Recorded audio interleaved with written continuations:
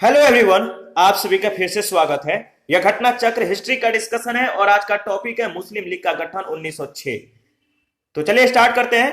अक्टूबर 1906 में आगा खां के नेतृत्व में मुस्लिमों के शिमला प्रतिनिधि मंडल ने एक ऐसी केंद्रीय मुस्लिम सभा बनाने का विचार किया जिसका उद्देश्य मुसलमानों के हितों का संरक्षण हो। किसके नेतृत्व में? आगा खां के नेतृत्व में। इसी विचारण के अनुरूप ढाका में संपन्न अखिल भारतीय मुस्लिम शैक्षिक सम्मेलन के दौरान दिसंबर 1906 में इस सम्मेलन के स्वागत समिति के अध्यक्ष तथा राजनीतिक बैठकों के संयोजक ढाका के नवाब सलीमुल्लाह खान ने अखिल भारतीय मुस्लिम लीग के गठन का प्रस्ताव किया। वकार उल मुल्क इसके अध्यक्ष थे। 56 सदस्यीय अस्थायी समिति का चयन किया गया और मोहसिन उल मुल्क तथा वकार उल मुल्क को संयुक्त रूप से संगठन का सचिव नियुक्त किया गया। लखनऊ में मुस्लिम लीग का मुख्यालय बनाया गया और आगा खां इसके प्रथम अध्यक्ष बनाए गए। इस संगठन के 3 उद्देश्य थे। पहला उद्देश्य ब्रिटिश सरकार के प्रति मुसलमानों में निष्ठा बढ़ाना। दूसरा उद्देश्य लीग के अन्य उद्देश्यों को बिना दुष्प्रभावित किए अन्य संप्रदायों के प्रति कटुता की भावना को बढ़ने से रोकना। तीसरा उद्देश्य मुसलमानों के राजनीतिक अधिकारों की रक्षा और उनका विस्तार करना। 1907 में मुस्लिम लीग का वार्षिक अधिवेशन कराची में और 1908 में अमृतसर में हुआ था। इसी अधिवेशन में मुसलमानों के लिए पृथक निर्वाचक मंडल की मांग की गई जो इन्हें वर्ष 1909 के मार्ले मिंटो सुधारों के द्वारा प्रदान कर दिया गया।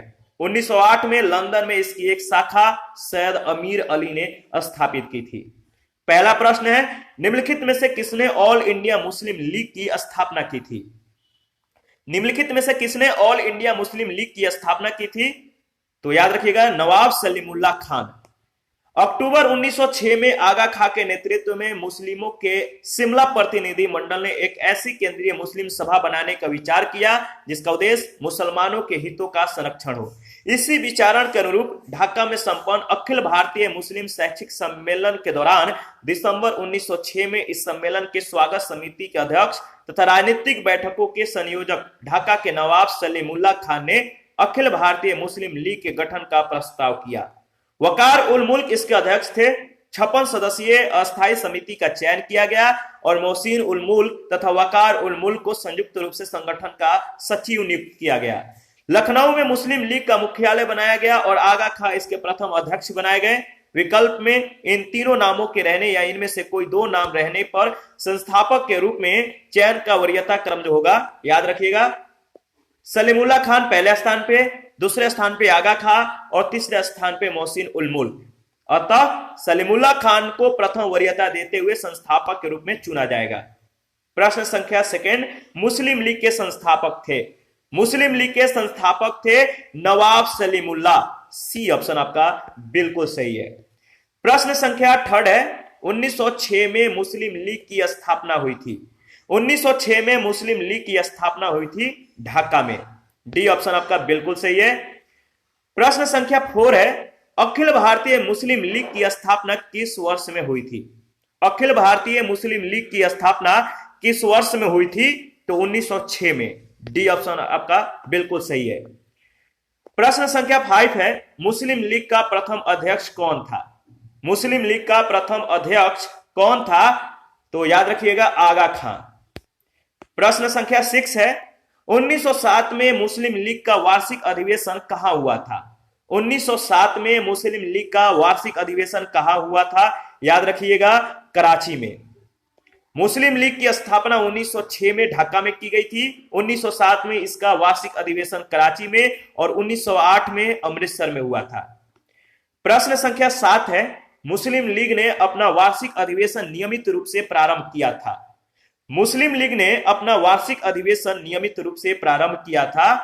सही ऑप्शन है ई ऑप्शन। इसके बारे में डिस्कस कर लेते हैं। अखिल भारतीय मुस्लिम लीग की स्थापना दिसंबर 1906 में ढाका में हुई थी। इसके संस्थापक ढाका के नवाब सलीमुल्लाह थे। 1907 में मुस्लिम लीग का वार्षिक अधिवेशन कराची में और 1908 में अमृतसर में हुआ। इसके उपरांत मुस्लिम लीग के अधिवेशन अनियमित रूप से देश के विभिन्न शहरों में आयोजित होते रहे। बिहार लोक सेवा आयोग ने अपनी जो है उत्तर कुंजी में इस प्रश्न का उत्तर विकल्प डी को माना है, जो कि सही नहीं है। प्रश्न संख्या 8 है, निम्नलिखित वक्तव्यों पर विचार कीजिए। कथन ए है, लीग ने कांग्रेस के मुस्लिम जनता के साथ मिलकर उद्देश्य पूर्ति में लगाने के अधिकार को मानने से मना कर दिया। कारण आर, वैसा अधिकार अकेली मुस्लिम लीग का ही था। देखिए इसमें जो ए जो दिया गया है, ए स्टेटमेंट सही है पर आर का जो कथन है वो गलत है। लीग ने कांग्रेस के मुस्लिम जनता के साथ मिलकर उद्देश्य पूर्ति में लगाने के अधिकार को मानने से इनकार कर दिया, क्योंकि लीग अपने आप को मुसलमानों का प्रतिनिधित्व करने वाली एकमात्र संस्था मानती थी। इसलिए ये जो कथन है सत्य है, किंतु यह अधिकार अकेली मुस्लिम लीग का ही था। कथन आर गलत है। प्रश्न संख्या 9 है, भारतीय स्वाधीनता संघर्ष के संदर्भ में निम्नलिखित में से कौन सा कथन सही नहीं है? भारतीय स्वाधीनता संघर्ष के संदर्भ में निम्नलिखित में से कौन सा कथन सही नहीं है? इसका सही जवाब है, बताइए। इसका सही जवाब है सी ऑप्शन। 1906 में गठित अखिल भारतीय मुस्लिम लीग ने बंगाल के विभाजन और अलग निर्वाचक समूह बनाए जाने का प्रबल विरोध किया। याद रखिएगा, जो सी कथन है सही कथन है। लॉर्ड कर्जन की प्रेरणा से ढाका के नवाब सलीमुल्लाह ने बंगाल विभाजन समर्थक आंदोलन का नेतृत्व किया। इन गतिविधियों की पृष्ठभूमि में 30 दिसंबर 1906 को ढाका में एक बैठक का आयोजन किया गया, जिसमें अखिल भारतीय मुस्लिम लीग नामक एक राजनीतिक संगठन की स्थापना का निर्णय लिया गया। इस संगठन के 3 उद्देश्य थे। पहला उद्देश्य ब्रिटिश सरकार के प्रति मुसलमानों में निष्ठा बढ़ाना। दूसरा उद्देश्य लीग के अन्य उद्देश्यों को बिना दुष्प्रभावित किए अन्य संप्रदायों के प्रति कटुता की भावना को बढ़ने से रोकना। और तीसरा उद्देश्य मुसलमानों के राजनीतिक अधिकारों की रक्षा और उनका विस्तार करना। प्रश्न संख्या 10 है, 1906 में मिंटो से शिमला में मिले मुसलमानों के शिष्टमंडल ने प्रार्थना की। 1906 में मिंटो से शिमला में मिले मुसलमानों के शिष्टमंडल ने प्रार्थना की मुसलमानों के लिए पृथक निर्वाचक वर्ग। ठीक है। 1 अक्टूबर 1906 को आगा खां के नेतृत्व में मुसलमानों का एक शिष्टमंडल तत्कालीन वायसराय लॉर्ड मिंटो से शिमला में मिला। शिष्टमंडल ने प्रांतीय, केंद्रीय तथा स्थानीय निकायों में निर्वाचन के लिए मुसलमानों के लिए विशिष्ट स्थिति की मांग की। इस मांग के जवाब में मिंटो ने मुसलमानों को आश्वासन देते हुए कहा कि उनके राजनीतिक अधिकारों और हितों की भारत में रक्षा की जाएगी। 11 नंबर है, 1908 में अखिल भारतीय मुस्लिम लीग की एक लंदन शाखा की स्थापना हुई थी। 1908 में अखिल भारतीय मुस्लिम लीग की एक लंदन में शाखा की स्थापना हुई थी। किसकी अध्यक्षता में? तो याद रखिएगा, अमीर अली की अध्यक्षता में। अमीर अली की अध्यक्षता में। अच्छा, इसके बारे में देख लेते हैं। मुस्लिम लीग का मुख्यालय लखनऊ में था। अन्य कई स्थानों पर भी इसकी शाखाएं स्थापित की गई थी। 1908 में लंदन में इसकी एक शाखा सैयद अमीर अली ने स्थापित की थी। 12 नंबर है, मुसलमान यदि खुश और संतुष्ट हैं तो भारत में ब्रिटिश शक्ति का महत्तम बचाव होगा। यह किसने लिखा? मुसलमान यदि खुश और संतुष्ट हैं तो भारत में ब्रिटिश शक्ति का महत्तम बचाव होगा। यह किसने लिखा? तो याद रखिएगा, डब्ल्यू हंटर ने, यानी सी ऑप्शन। डब्ल्यू हंटर ने अपनी पुस्तक द इंडियन मुसलमान में लिखा था कि मुसलमान यदि खुश और संतुष्ट हैं तो भारत में ब्रिटिश शक्ति का महत्तम बचाव होगा। नेक्स्ट टॉपिक है मार्ले मिंटो सुधार। तो छोटा टॉपिक है, इसको भी इसी सेशन में कवर कर लेते हैं। 1905 में लॉर्ड कर्जन के स्थान पर लॉर्ड मिंटो को भारत का वायसराय नियुक्त किया गया। याद रखिएगा, 1905 में लॉर्ड कर्जन के स्थान पे लॉर्ड मिंटो को भारत का वायसराय नियुक्त किया गया तथा जॉन मार्ले को भारत सचिव।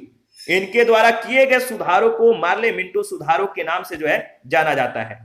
ब्रिटिश संसद के द्वारा पारित संवैधानिक सुधार, जिन्हें औपचारिक रूप से भारतीय परिषद अधिनियम 1909 कहा गया, सामान्यतः मार्ले मिंटो सुधारों के नाम से प्रसिद्ध है।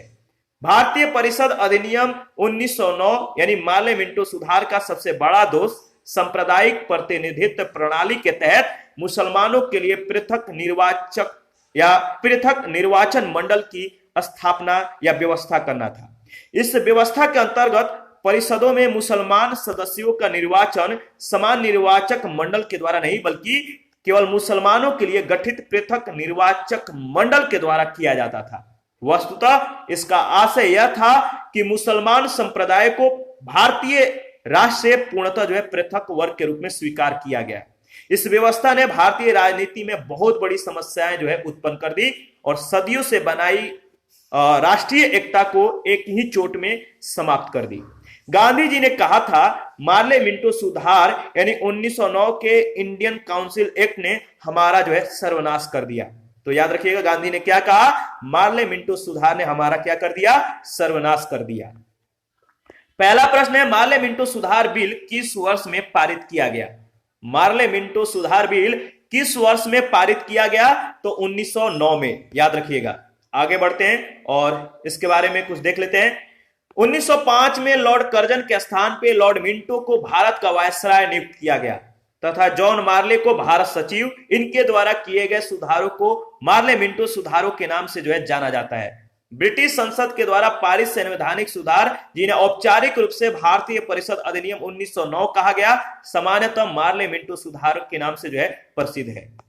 प्रश्न संख्या 2 है 1909 के इंडियन काउंसिल एक्ट में किस बात की व्यवस्था की गई थी। 1909 के इंडियन काउंसिल एक्ट में किस बात की व्यवस्था की गई थी, इसका सही जवाब क्या होगा बताइए। तो याद रखिएगा सांप्रदायिक प्रतिनिधित्व, यानी बी ऑप्शन आपका बिल्कुल सही है। भारतीय परिषद अधिनियम 1909 यानी मार्ले मिंटो सुधार का सबसे बड़ा दोष सांप्रदायिक प्रतिनिधित्व प्रणाली के तहत मुसलमानों के लिए पृथक निर्वाचन मंडल की व्यवस्था करना था। प्रश्न संख्या 3 है राष्ट्रीय आंदोलन की अवधि में जिस घटना में मतभेद के बीज थे वह जिसने अंततः देश का विभाजन कराया था, बताइए।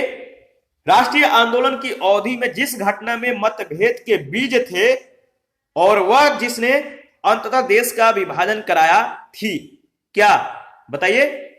तो देखिए इसका सही जवाब है देखिए जो विभाजन कराई थी या कराया था, विधानसभाओं में मुसलमानों के लिए पृथक निर्वाचन क्षेत्रों और स्थानों का आरक्षण, यानी डी ऑप्शन आपका बिल्कुल सही है। 1909 के मार्ले मिंटो सुधारों का सबसे बुरा पक्ष था मुसलमानों को पृथक अथवा सांप्रदायिक निर्वाचन पद्धति की सुविधा प्रदान करना। इस सुविधा ने कालांतर में भारत के सार्वजनिक सांप्रदायिक जीवन को विषाक्त कर दिया और अंततः देश के विभाजन के बीजारोपण का काम किया। इसके विषय में जवाहरलाल नेहरू ने कहा था इससे उनके चारों ओर एक राजनीतिक प्रतिरोध बन गए जिन्होंने उन्हें शेष भारत से अलग कर दिया और इसने शताब्दियों से आरंभ हुए एकता तथा मिलन की ओर जो है किए गए सभी प्रयत्नों को पलट दिया। यानी एकता तथा मिलन की ओर किए गए जो सभी प्रयत्न थे, जो सभी प्रयास थे, इसने पलट दिया। तो ध्यान रखिएगा। और इसी के साथ आज का सेशन समाप्त करते हैं। नेक्स्ट सेशन में दिल्ली दरबार और राजधानी परिवर्तन के बारे में डिस्कस करेंगे, ठीक है। तो आप अपना प्रतिक्रिया जरूर दीजिएगा। आपके प्रतिक्रियाओं का हमें बेसब्री से इंतजार रहता है। और जिन लोगों ने Telegram channel, Telegram quiz group, Facebook page, Instagram को ज्वाइन नहीं किया है तो वीडियो के डिस्क्रिप्शन बॉक्स में उसका लिंक है, आप ज्वाइन कर सकते हैं। और जिन लोगों को घटना चक्र का पीडीएफ चाहिए आप हमें कमेंट कर सकते हैं, या टेलीग्राम चैनल या टेलीग्राम क्विज ग्रुप या चैनल के कम्युनिटी बॉक्स में जाइए, वहां पे इसके रिगार्डिंग में इंफॉर्मेशन को शेयर किया गया है। तो थैंक यू, मिलते हैं नेक्स्ट सेशन में।